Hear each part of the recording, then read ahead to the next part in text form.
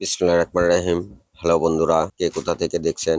সকলের প্রতি আমার আন্তরিক প্রীতি ও শুভেচ্ছা। আসসালামু আলাইকুম। আজ হঠাৎ করে আমার একটা বন্ধু ফোন করে আমাকে করছে বন্ধু তোমার এলাকা তো আমি ভোটার হয়ে যাচ্ছি। তাহলে আমি করছি কে রে, তোর বাড়ি এলাকা একদিক, আমার বাড়ি আর একদিক, অনেক দূরে, তো তুই ভোটার হবি কি করি আমার এলাকা? বলছে আরে তুই বুঝতে পারিস নি, আম, আমি তো তো এলাকার বিয়া করতেছি। তো বিয়া করতেছো ভালো কথা, তাহলে তুই ভোটার হওয়ার সাথে সম্পর্কটা কি?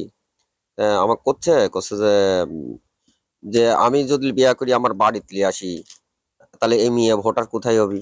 তো করছে কে আমি আবার কোনো তোর বাড়িতে হবি, তাহলে আমি যদি বিয়া করি তাহলে তোর এলাকার ভোটার হতে পারবো না? হ্যাঁ পারবো, যদি তাহলে আমার এলাকায় স্থায়ীভাবে বসবাস করি বা থাকিস হবু। তাহলে কতি বিয়া করতেছে, তাহলে ঘর জামাই থাকবো নাকি? আন করছে না দোস্ত, ঘর জামাই থাকবো না, এমনিতে বিয়ার কথা করছে। তা আমি এই জায়গাতে একটা মিয়া দেখি পছন্দ করেছি, খুব ভালো মিয়া। এখন কিরকম কি তোরা একটু ভালো করে খোঁজ খবর লিয়া জানাতে পারিস। তে কার মিয়া কি করা মিয়া, তে কথা কোতে কোতে আমার একদম কাছের বাড়ির কাছে একদম চিনা জানা বাড়ির কথাই কইলি। তে মিয়ার নাম আর মুন্নি। তা আমি কোনো জামারই ছোট বোন, খুব ভালো মিয়া রে। তে যাই হোক, আর বাড়ির লোকজন কিরকম, ফ্যামিলি কিরকম, ভালো না খারাপ, একটু খোঁজ লিয়া দিতে হবি। আচ্ছা, আমি খোঁজ লিয়া দিবনি। তুই এক কাজ করিস, আমার সাথে দেখা করিস এক সময়, আমি খোঁজ লিয়া তারপর তোর সাথে কথা করছি। এইভাবেই আমি নিজেকে আবার ভাবনু। ভাবতে ভাবতে আমি তো জানি মুন্নির বাপ তো সুদের ব্যবসা করে। হ্যাঁ, এই অবস্থায় আর আগেও একবার কিছু লক্ষ্য ঝক্কর করিছে, চুরি চামারিও করি, জেলমেলও খাটিছে। এখন চুরি চামারি বাদ দিয়ে এখন করে সুদের ব্যবসা।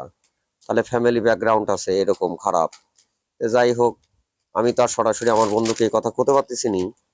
এ, আমি আমার বন্ধুকে একটা টিপস দিনু যে শোন, এই বিষয়ের উপর ভালোভাবে সিদ্ধান্ত নিতে গেলে পরে একটা কাম করতে হবে। কি কাম করতে হবে?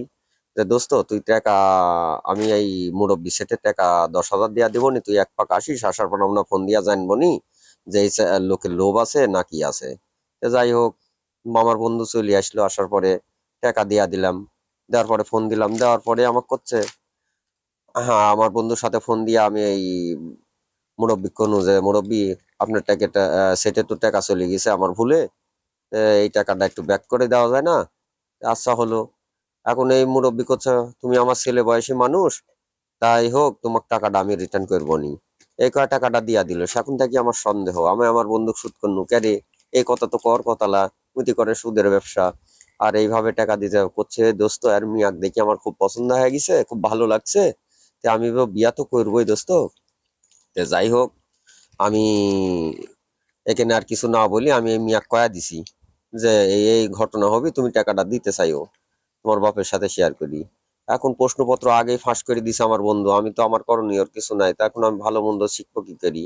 তো যাই হোক, আমার এই পদ্ধতিটা আপনারা কোনো জায়গায় নতুন আত্মীয়তা করতে চাইলে আপনারাও এই টিপসটা অবলম্বন করে দেখতে পারেন, যে আদৌ লোকটা কেমন, আপনার টাকা রিটার্ন দেয় না কি করে, এভাবে চেক করে আত্মীয়তা করবেন ইনশাল্লাহ।